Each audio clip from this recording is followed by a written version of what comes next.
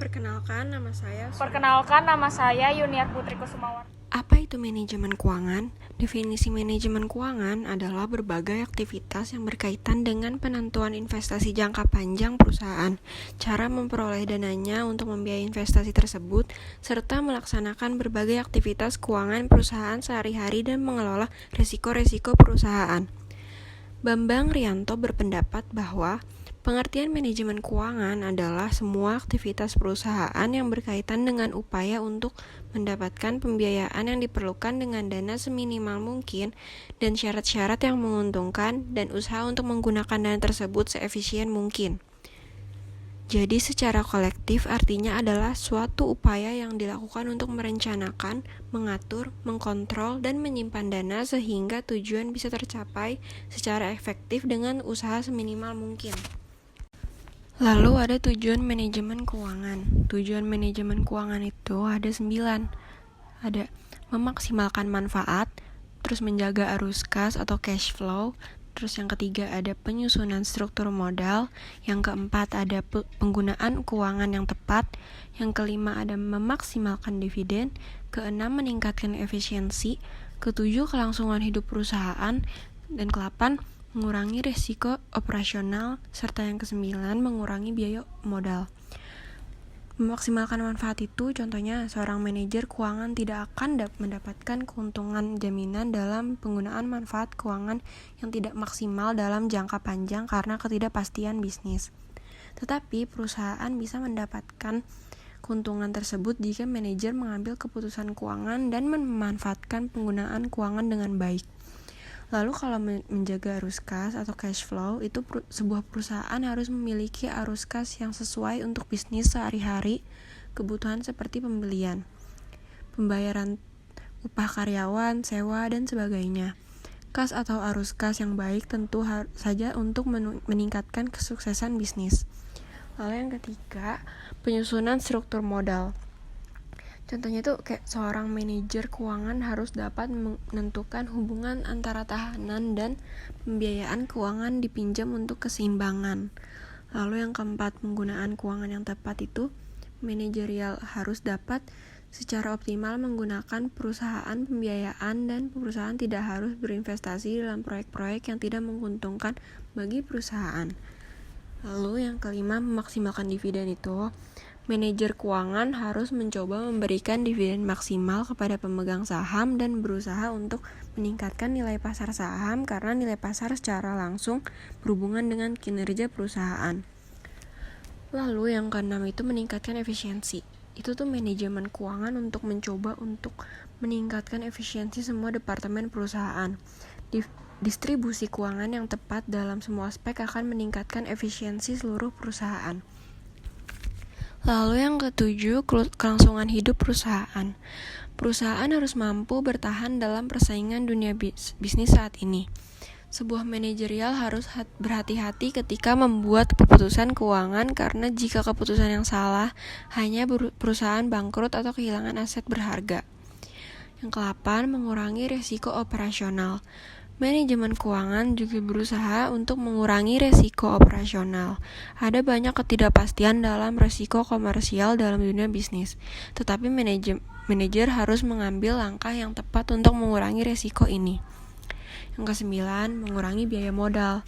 Manajer keuangan harus mampu merencanakan struktur modal sehingga dapat mengurangi biaya modal. Lalu, siapa itu manajer keuangan?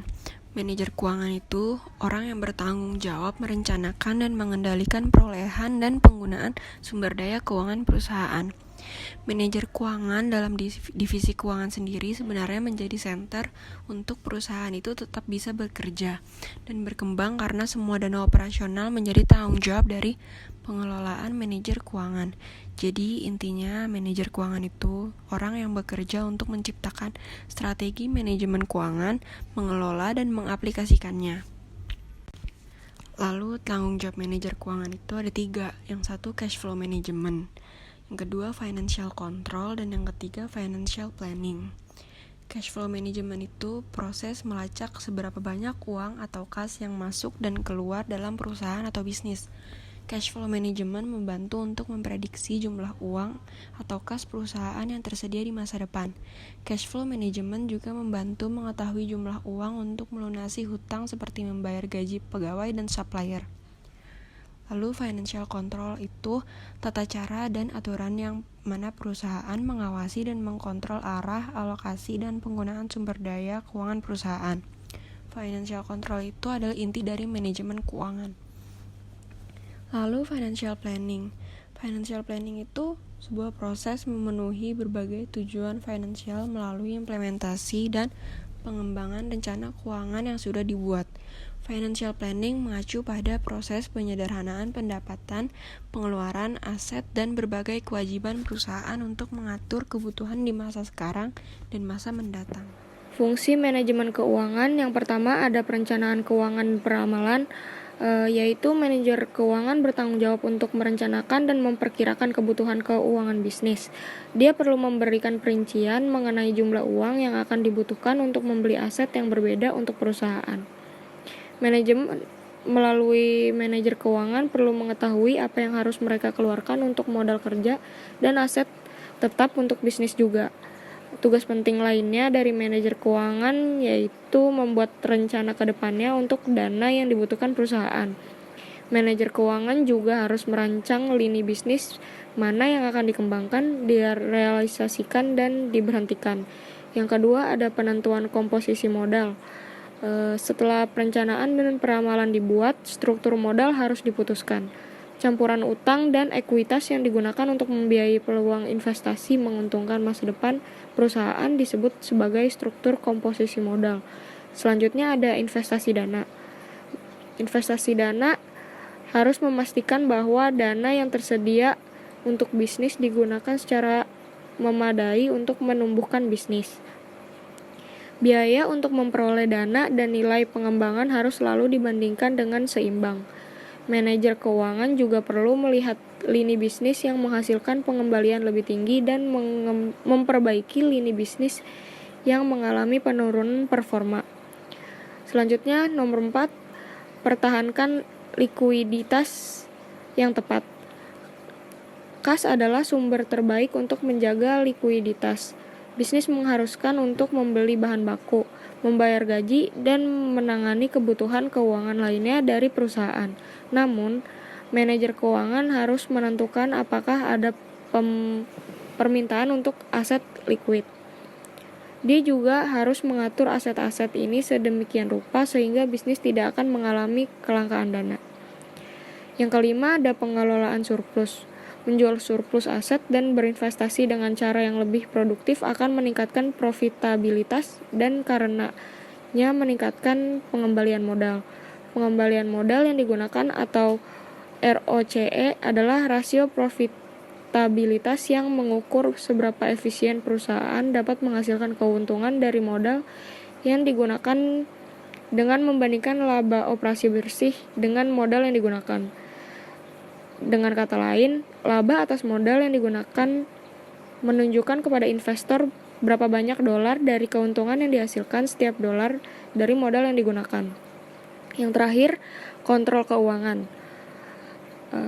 Kontrol keuangan dapat ditafsirkan sebagai analisis hasil aktual perusahaan, didekati dari perspektif yang berbeda pada waktu yang berbeda, dibandingkan dengan tujuan jangka pendek, menengah, dan jangka panjang dalam rencana bisnis. Aktivitas dasar manajemen keuangan. Dalam tim manajemen keuangan setidaknya ada kegiatan dasar yang harus dilakukan terkait dengan pengelolaan dan peningkatan aset yang dimiliki oleh perusahaan. Aktivitas dasar manajemen keuangan terdapat perkiraan kebutuhan modal,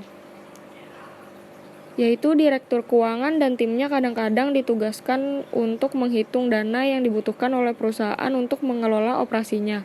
Perhitungan umumnya didasarkan pada pembelian aktiva tetap, keuntungan perusahaan, modal kerja, dan rencana bisnis untuk masa depan.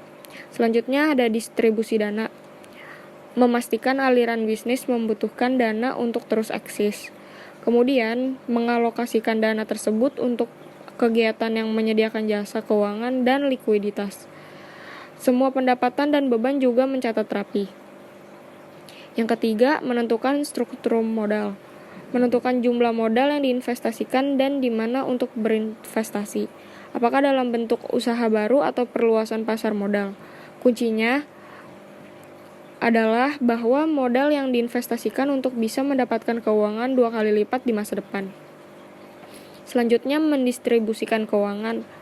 Keuangan atau dividen dapat digunakan untuk memperluas bisnis lebih luas agar menghasilkan keuntungan lain yang lebih banyak. Tapi, perusahaan terdiri dari beberapa pemegang saham. Oleh karena itu, manajemen keuangan juga memiliki kepentingan untuk membagi keuntungan dividen kepada pemegang saham tertentu. Yang terakhir, melakukan kontrol keuangan. Yang dimaksud manajerial juga memiliki tugas untuk menjalankan kontrol atas uang milik perusahaan dan pengendalian uang masuk dan keluar. Semua laporan secara berkala harus dievaluasi dan analisis secara seksama.